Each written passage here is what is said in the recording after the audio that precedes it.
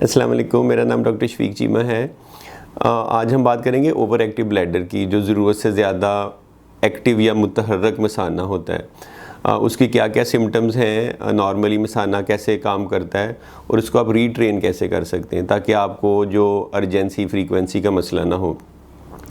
सबसे पहले तो ये कि आपको ये पता होना चाहिए कि नॉर्मली जो ब्लैडर है, यूरिनरी ब्लैडर है, एक स्टोरेज का काम करता है। ये एक रेजरवायर है, इसमें आके सारा यूरिन इकट्ठा होता है।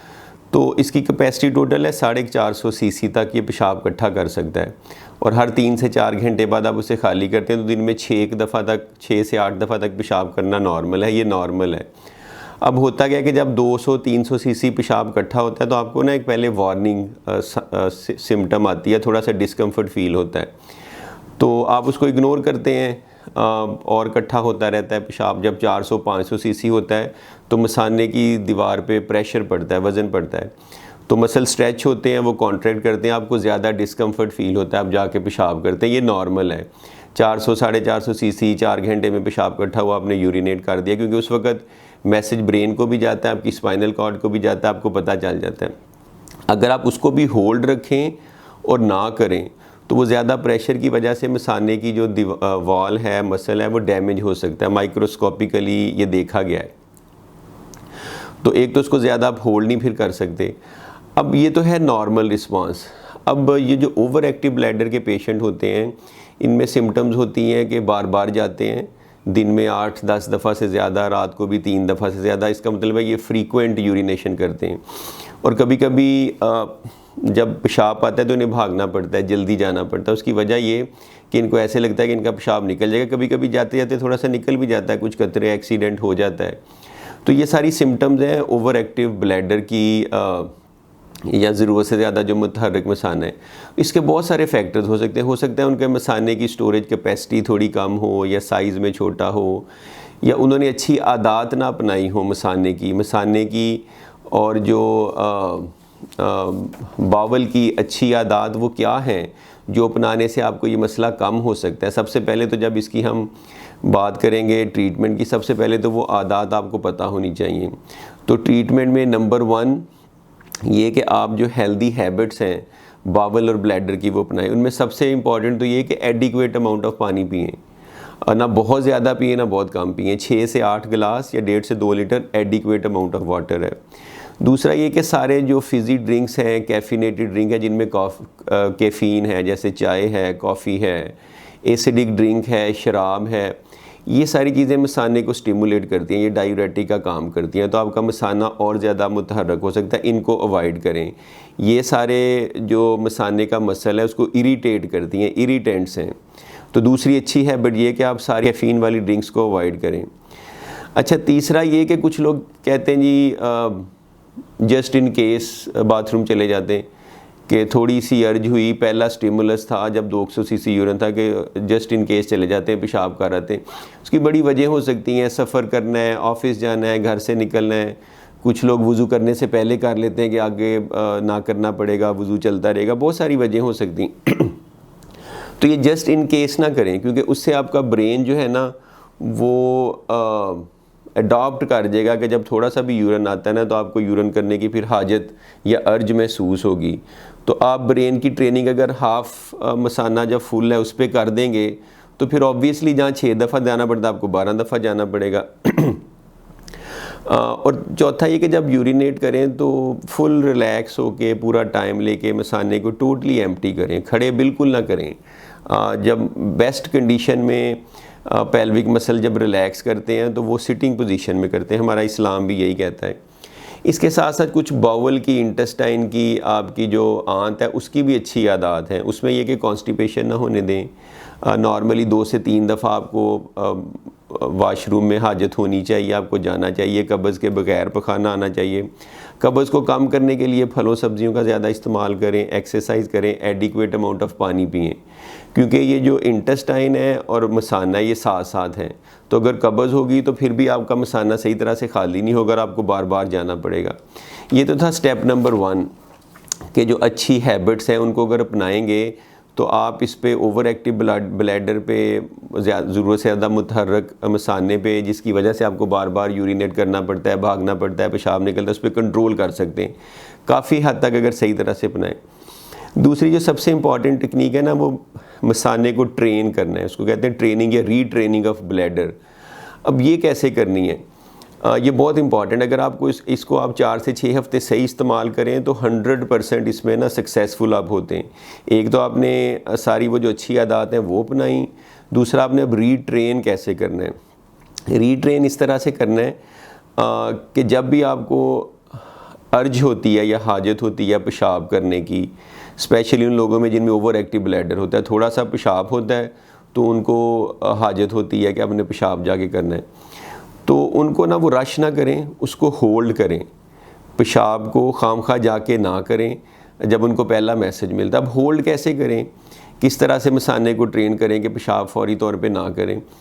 उसका सबसे इम्पॉर्टेंट तो ये, पहले अपने पेल्विक जो फ्लोर के मसल्स हैं ना उनको स्क्वीज़ करें। वो ऐसे ही है, आप 10 से 20 सेकंड के लिए ना अपना जो जैसे पेशाब आप रोकते नहीं हैं, वो नीचे के जो आपके मसल्स हैं उनको आप स्क्वीज़ करते हैं, कॉन्ट्रैक्ट करते हैं, होल्ड करते हैं, जैसे आप पेशाब रोकते हैं। तो 10 से 20 सेकंड के लिए उस सिचुएशन में ये करें, उससे पेशाब आपका रुक जाएगा। और फिर ये चूँकि फ़ॉल्स मैसेज था, ये चला जाएगा, आपको और टाइम मिल जाएगा, आपके मसाने की कैपेसिटी बढ़ेगी। दूसरा ये कि दूसरा स्टेप ये हो सकता है होल्ड करने का, किसी हार्ड सरफेस पे बैठें सख्त पे, और अपनी लेग्स क्रॉस करें। अगर आपकी लेग स्ट्रेट है, आप रिलैक्स बैठे हुए हैं, तो उसमें पेल्विक मसल रिलैक्स होता है, पेशाब की ज़्यादा हाजत महसूस होती है।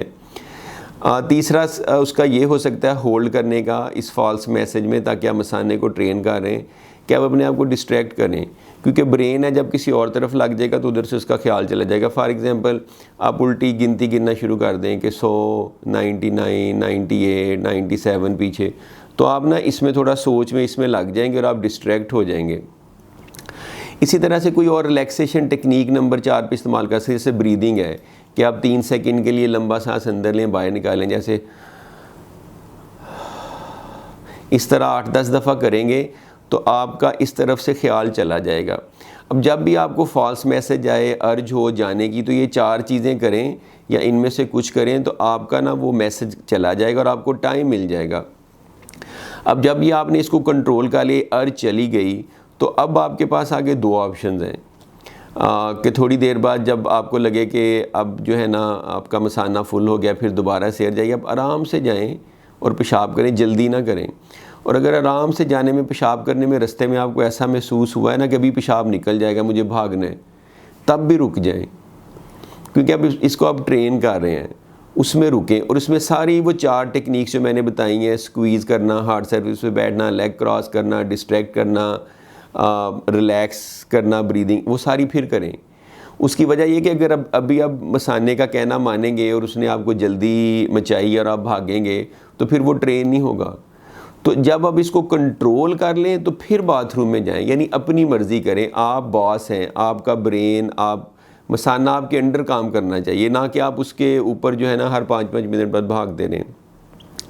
तो इसी तरह से ये सारा जो है ना फिर आप प्रोसेस रिपीट करें, इसको मल्टीपल टाइम, हर दफ़ा जब आपको अर्ज हो, फॉल्स मैसेज हो, तो आप इसको करेंगे तो वो मसाना फिर कंट्रोल करना शुरू कर देगा। वरना अगर आप थोड़े थोड़े यूरिन के साथ पहली दफ़ा थोड़ी सेंसेशन हुई जाएंगे, जस्ट इन केस जाएंगे, तो वो फिर वो थोड़े से पेशाब के साथ वो आपको स्टिमुलस देना शुरू कर देगा। और जब जाएं पेशाब करें, अगर आप उसको डायरी में लिखें कि आपने दिन में कितनी दफ़ा पेशाब किया है, और अगर कर सकें कि कितनी क्वांटिटी है। मैंने आपको पहले बताया कि 450 सीसी पेशाब इकट्ठा हो सकता है, तो अगर आप क्वांटिटी भी साथ लिखनी शुरू कर दें, कभी 100 सीसी, कभी 200 सीसी, कभी 400 सीसी, तो आपको पता चलेगा कि कौन सा जो मैसेज था वो ठीक था, जिसमें 300-400 सीसी पेशाब आया है, और कब 150-200 सीसी पे इसने आपको भगाया है। तो फिर आप ख़ुद ही असेस करके फॉल्स मैसेजेस को जो हाजत की ज़रूरत होती है शायद उसको कंट्रोल कर सकते हैं, तो उसको मेजर करें। तो ये तो था रीट्रेनिंग टेक्निक। नंबर 1 पे तो ये कि आप उसको असेस करते हैं, आप अच्छी आदत अपनाते हैं। नंबर 2 रीट्रेनिंग, अगर ये आप एक्सरसाइज करते जाएंगे बार बार, तो आप जो है ना इसको ट्रेन कर सकते हैं। हो सकता है कि शुरू में आप जब उसको कंट्रोल करते हैं, आपसे कुछ मिनट कंट्रोल हो, लेकिन आहिस्ता आहिस्ता वो ड्यूरेशन बढ़ती जाएगी। आप घंटा, 2 घंटे, 3 घंटे कंट्रोल कर लेंगे तो फिर आप दिन में 6 से 8 दफ़ा पेशाब करना शुरू कर देंगे। अब कुछ केसेस में ये जो सारी टेक्निक्स हैं ये बहुत ज़्यादा सक्सेसफुल नहीं होती, ज़्यादा केसेस में सही तरह से की जाए तो सक्सेसफुल है, तो आपको मेडिसिन की भी ज़रूरत पड़ती है। मेडिसिन के लिए आप नेफ्रोलॉजिस्ट के पास जाएंगे, वो आपको इसकी दवाइयाँ बताएगा। सर्जरी वगैरह का कोई रोल नहीं है, यूरोलॉजिस्ट के पास जाने की इसमें कोई ज़रूरत नहीं है। तो एंटीकोलिनर्जिक ग्रुप की या बीटा-3 रिसेप्टर एंटागोनिस्ट मेडिसिन है जो डिट्रूसर मसल को रिलैक्स करती हैं, मसाने के मसल को स्लो डाउन करती हैं। वो 1 दवाई या 2 दवाइयाँ कॉम्बिनेशन में डॉक्टर आपको दे सकता है जैसे उसमें मीराबिट है, सोलेफिन वगैरह, इस तरह की मेडिसिन है। अब इनके कुछ साइड इफ़ेक्ट्स हैं, ये ड्राई माउथ करती हैं, कब्ज़ करती हैं, ब्लरिंग विजन हो सकती है, कन्फ्यूजन हो सकता है, और कुछ लोगों में ये नहीं दी जा सकती, जैसे कुछ लोगों में गैस्ट्रिक रिटेंशन है, नैरो एंगल ग्लूकोमा है, यूरिनरी रिटेंशन है। तो आप इनको खुद ना लें या इस तरह से ना लें कि फ़लाने ने भी ली थी तो मैं भी ले लेता हूँ। डॉक्टर से मशवरे के बाद लें। मेडिसिन से ज़्यादा इफ़ेक्टिव ये टेक्निक है। अगर आप ये टेक्निक प्लस माइनस दवाइयाँ और अच्छी आदत अपनाते हैं तो आई गारंटी यू कि 100% चांस है कि आप अपने मसाने पे जो ज़रूरत से ज़्यादा मुतहर्रक है या ओवर एक्टिव है, जिसकी वजह से आपको भागना पड़ता है, कई दफ़ा पेशाब करना पड़ता है, कतरे निकल जाते हैं, उस पर कंट्रोल कर लेंगे। Thank you very much.